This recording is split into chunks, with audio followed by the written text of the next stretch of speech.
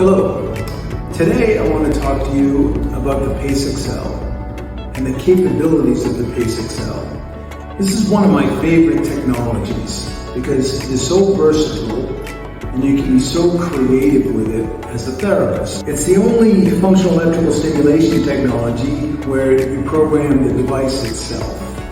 You don't need a computer, you don't need a smartphone, anything like that. You just program the device itself using the buttonology here between the mode buttons, the intensity buttons, and the start and stop buttons. You can easily toggle into clinician mode. And in clinician mode, you can make many changes to parameters such as frequency, pulse width, ramp up, ramp down, all of that, and has built-in algorithms for many different parts of the body, such as the gluteals, the hamstrings, the quadriceps, the triceps, the shoulder, etc. So how does it work? Well, it is, as I mentioned, a functional electrical stimulation technology, so of course it uses electrodes.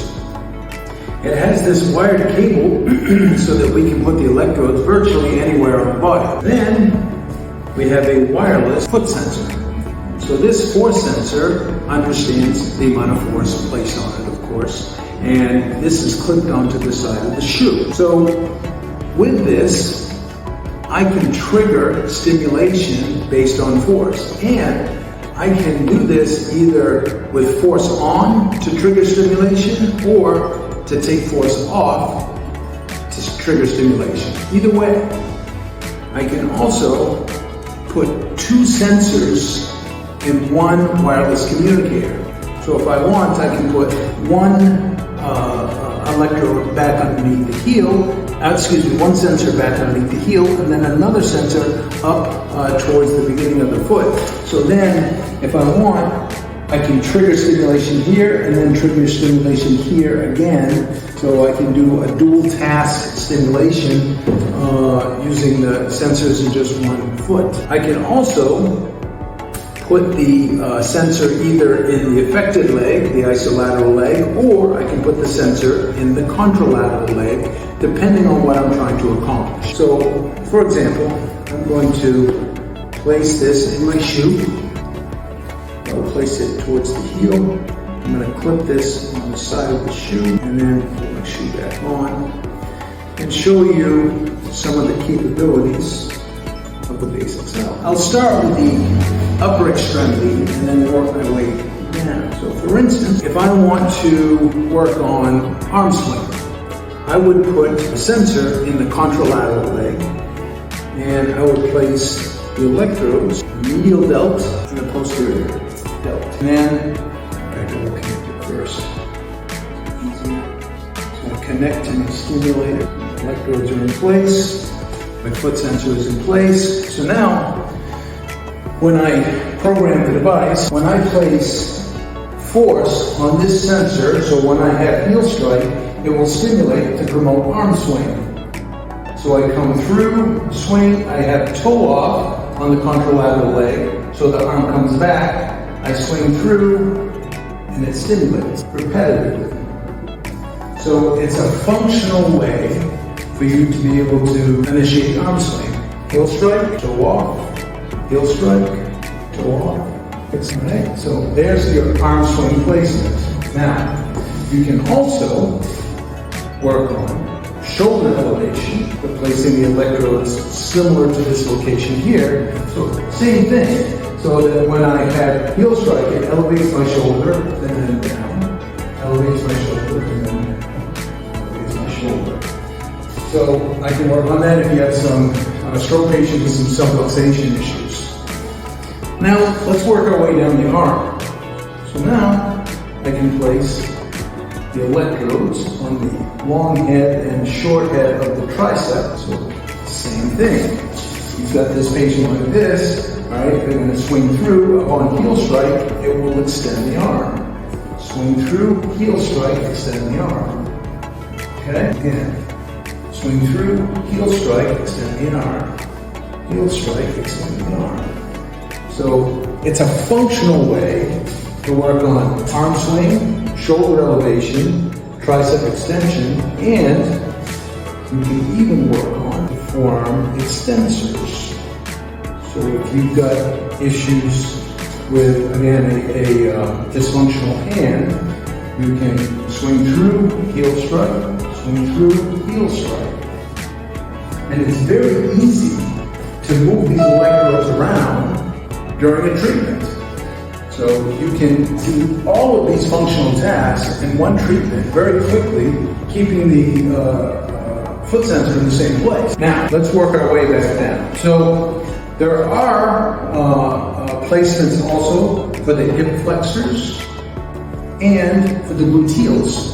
So you can work on hip flexion or hip extension. For that, again, you can either put the foot sensor in the isolateral or contralateral leg, because remember, you can make stimulation happen with force on or force off. So if I put, again, keeping the foot sensor in the contralateral leg, and I have the electrodes here, when I step, it will initiate hip flexion. I come through, toe off, heel strike, hip flexion, okay? Hip flexion, hip flexion, okay? Now, with gluteals, all right, I can place on the gluteal maximus medius, and what you're going to do is, in this particular case, when you have heel strike, it will force you, again, you can either do contralateral or isolateral. So you can step and it assists with keeping the leg in place at hip extension, but it also will help create stability here in stance if you put it in the isolateral leg. Then, if we place the electrodes on the hamstring, and typically, if I place the electrodes on the hamstring, I want to do that on the isolateral leg. So I'm going to put the electrodes here. So now, when I have toe off, it will stimulate the hamstrings and flex the knee. So toe off, stimulation, toe off, stimulation. So now we're talking about having the sensor in the isolateral leg. The upper extremity, we had everything in the contralateral leg. So again, toe off, toe off, toe off. Okay. And you can do that for hip flexion as well. With the foot sensor here in the isolateral. So when you come off, it will create hip flexion. So either hip flexion or knee flexion, you can have an isolateral leg. Let's talk about foot drop. So for foot drop, of course, we're going to stimulate the common peroneal nerve. So here, same thing, I would keep it in the isolateral leg.